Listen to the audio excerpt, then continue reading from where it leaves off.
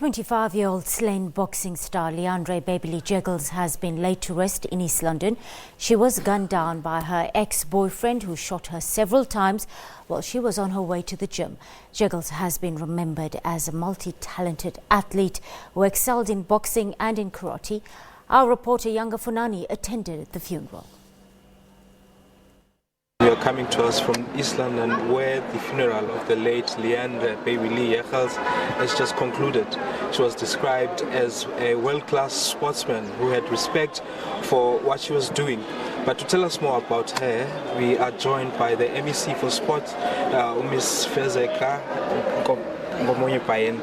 Ma'am, a very good afternoon to you, and thank you very much for joining us. Good afternoon, and good afternoon to the viewers at home. Tell us about Baby Lee and how you have known her since she became an athlete. A very beautiful boxer, a very talented karateka. She was very dedicated. She trained very hard.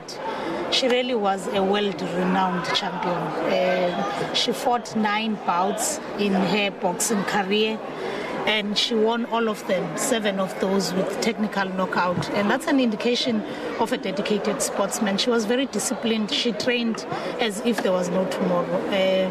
We really are saddened by the way she passed on, and we hope that her legacy will inspire many more young women to get into the male-dominated contact sports and excel in it. Her life was cut short at a very early stage. As the department, what are you going to do to ensure that her memory lives on?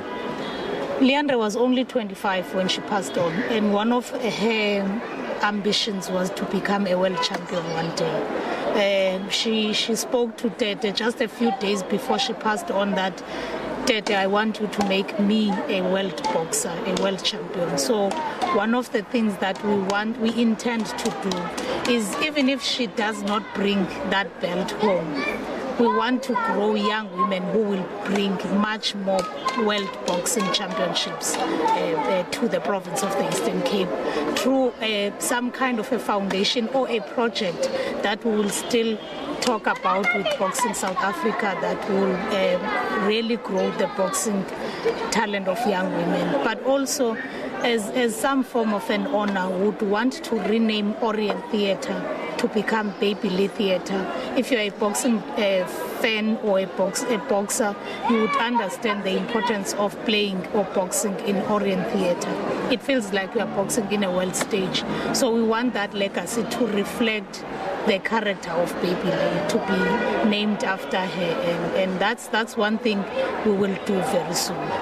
And lastly, ma'am, I'm sure you'll also try to intensify efforts to ensure that gender-based violence is discontinued in this country.